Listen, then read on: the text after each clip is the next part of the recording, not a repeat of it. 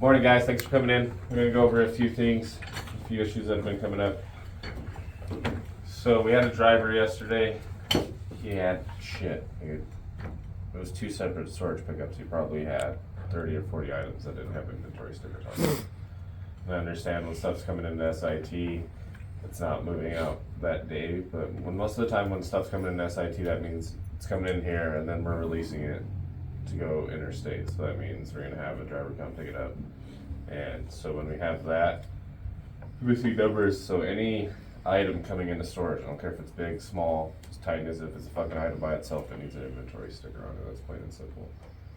We can't be having, because when we have drivers come here and they're like, hey, this doesn't have a tag, this doesn't have a tag, they end up putting that on their exceptions, you know what I mean? They go to deliver it, the customer's like, how am I supposed to know if I got all my stuff? You know what I mean? They come back to us, we have all these pages of exceptions with no numbers, and we end up getting fucked for it. So we need to make sure any item coming into SIT, any item that you're doing for, militaries, every item needs an inventory tag on it. First item, every single item coming into storage needs an inventory sticker.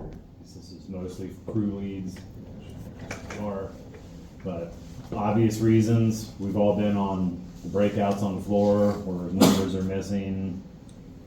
Just all around, need to have everything tagged. I mean, there's really no reason not to.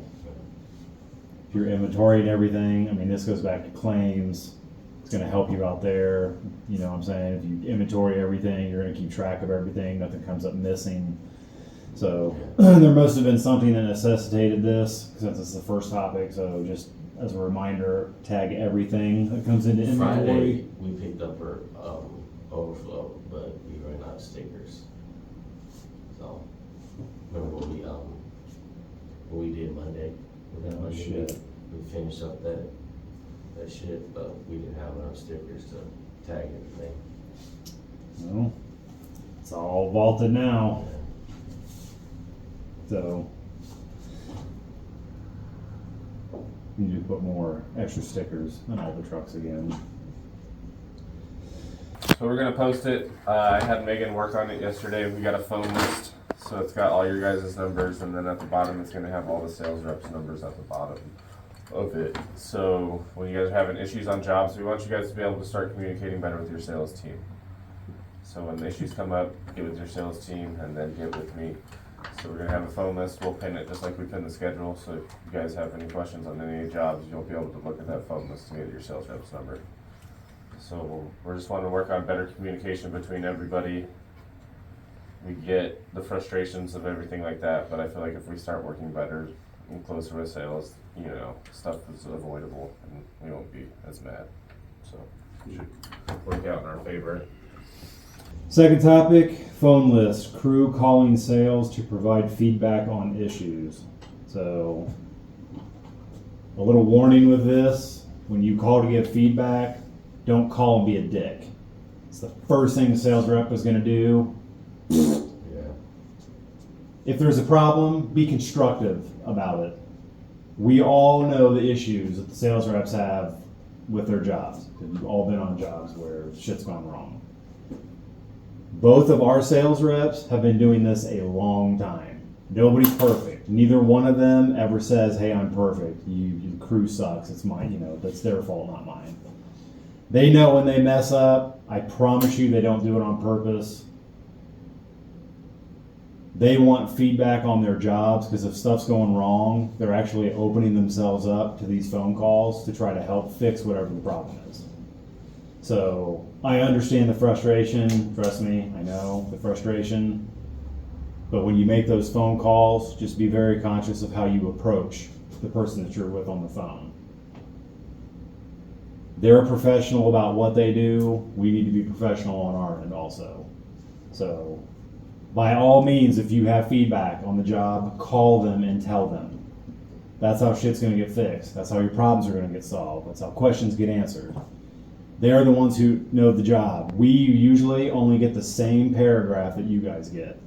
Like, we don't talk to the sales reps about every single job that we send you guys out on. That's what the paperwork's supposed to be for. So A lot of times, we don't know any more than you do, so the best thing to do, call the sales rep. If there's a problem, call the sales rep. If there's something we can help you with, absolutely call us.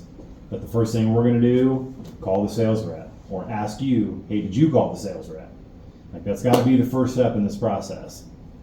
Just handle it professionally with both of them. If you have to stop and walk away and take a couple minutes to calm down before you call them, please do. I promise you, especially Jake, if you come at him sideways, not gonna be good.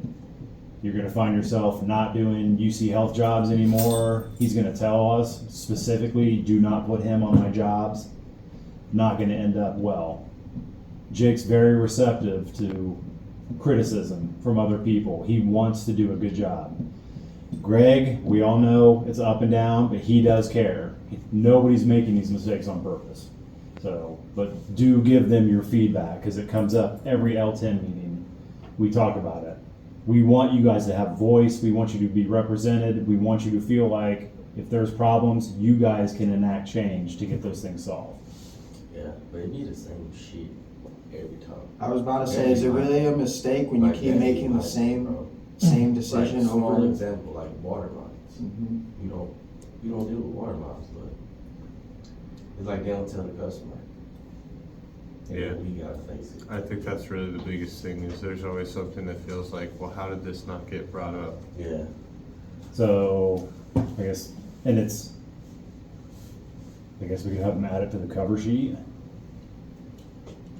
So the cover sheet's supposed to be for, if you guys notice, if anybody's been here long enough, if you remember the old cover sheets, Yeah. the new ones have so much more information on them, and it Yeah. is specifically for stuff like this. Yeah, So that can be something we can just have them add to the cover sheet. I think mostly for locals, like when it's Absolutely. interstate, Yeah, usually they're yeah. pretty prepared. Yeah.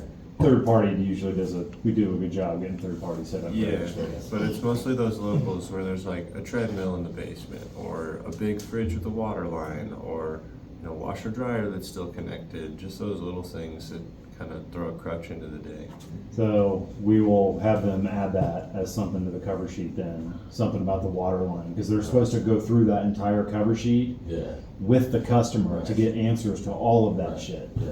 So if we add something on there, they'll have to address the water line with the customer before the move even, gets set up. Right. So, I mean, we'll make sure that gets added as soon as possible. Yeah, really. A reoccurring situation. Yeah, I mean, that's really it. It's never really anything like huge. It's And always another little thing things. about sales reps, when you're in sales, you develop a pattern and a process of how you do things. Yeah. If you've been doing it for a long time, it's real hard to change that process. So I think the reason why you keep getting the same mistakes is because that's a flaw in their process that they just have At to least- break. But at least they're doing all the other stuff. The habit. Like, So, I mean, yeah, they don't 100% suck on everything. exactly. I mean, everybody's that's the human. part. That's the. Everybody's human, man. Imagine you Yeah. going into these Yeah, people's exactly. houses just trying to get their business to get the move, you know? I mean, Yeah. Put your walking feet- around that yeah. house, doing the survey, doing a virtual survey where they're walking around their house with a phone. Yeah. And then they're asking know? you 20 million questions. 20 million. Yeah. They get calls on Sundays from customers. Why aren't you calling me back? Like, it's fucking Sunday. They're with their families, you know? Sure. I'm not saying they're right. I understand where the problem comes from. I was in sales for a long time. I get it. Yeah. They have a process and they just stick to it. Right. When stuff like this comes up, though, I mean, we've got to get it fixed. So, I mean, the water line, it's a done deal. Yeah. So, anything like that, man, give us feedback so we can find a solution for it. Okay.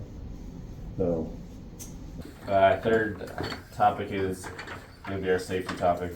We had somebody get injured yesterday with some banding. We just needed you guys to knock it in that it's dangerous. I've been cut by banding quite a few times. Jacob had to go get 6 stitches yesterday because he was taking the band off of a lift band. To be fair, he was doing it safely and paying attention Oh, yeah. to what he was doing. He was not fucking around with nothing. David always has the story of there's this guy that used to work here. He lost his eyeball because of a band. I don't know how it happened or anything like that, but if you guys like seeing you like your eyeballs, always be careful. And then when you're throwing away bandings, especially here in Longmont, we do not want banding in the trash trailer. That's not fair to your CDL drivers that are doing the dump runs all the time and stuff like that, because, you know what I mean, you get in a dump run, you get in a full of things, you're just grabbing and tossing, you grab that band and you can slice your finger. So banding always goes in the dumpsters outside. There's no banding in the trash trailer. If we see banding in the trash trailer, it's just not, it's not right, you know what I mean? You guys don't have to do dump runs as often, you know what I mean? So it's mostly the CDL guys doing it. They usually take one of you guys as a helper, but just respect your CDL guys and not put banding in the trash trailer. Any input, any questions? I bet Sam had a question. I got fuck off. Alright, sweet. Thanks, guys. Huh. Third one, too bad Jacob's not here, banding. We've all heard the story, I've talked to you all multiple times. Banding is super dangerous. Jacob got stitches Yeah. from taking off a band. It's not just putting it on, it's whenever you handle banding, period. I'm telling you, if you haven't got it already, that shit is so sharp, you will be cut and you won't even know it. Yep. Until you start seeing so blood fast, like, on things that you touch. Cause he Like, was it breaking is them all off, you know. insane. We normally pop them off, but Yeah. one of them just caught him. Yeah, I mean, when you cut it, I mean, it pops. Yeah. If there's enough tension on it, I mean, it pops. You Did gotta. it pop back at him? I You I don't know if he had his, Yeah. like, maybe he had his other hand up there, or it was just out and he It cut just it. happened so fast. Yeah. Yeah. All you heard was the band, and he's like, "Oh shit!" Yeah. It was blood all. You'll start leaking. You'll start That's leaking not- all over the place real quick. Oh, yeah. It's not fuck around. So the other part of that is when you get rid of banding, especially in like a trash trailer, Longmont especially, since they have a full-time trash trailer, the people emptying that don't always wear gloves, and if you're reaching in there grabbing shit to throw it away and there's banding in there and you don't know it, Or ask us to throw the bands in the dumpster for Yeah. that reason. yeah. So Sometimes just they do end up in the be mindful of where you put banding when you throw it away, Yeah. because I'm telling you, if you haven't got it, it sucks. Sharp. Yeah. I was trying to fold the sharp in, trying to fold it in. That way it's like tucked in the inside or something. Yep. Is it as sharp? Is it as sharp as sheet metal, or is it sharper? It's basically The that's what same it thing? Is it That's the same? basically Okay, what yeah, it is. okay. Just sturdier Okay. sheet metal. So just be very careful with that. I'm glad that's all that happened. I mean, on here, of course, they mentioned the guy who lost the eye, which we've all heard that story. It's a true story. Yeah. Like, it's not meant to scare you. He actually used to work here as a sales rep afterward, and he had an eye patch. David was saying that same shit to me yesterday before the softball game. He's like, I'm not fucking around. That's a dead ass story. Yep. So, I mean, we're emphasizing this because it sucks real bad to get those. So we want you guys, every time you're handling banding, be very conscious of what you're doing. Because that is a shitty way to go home for the day. And then you have Jacob's gonna have to wrap his hand and keep it out of the shower and you can't get it wet. Just be careful. So, is there anything else that we need to bring up besides adding the water line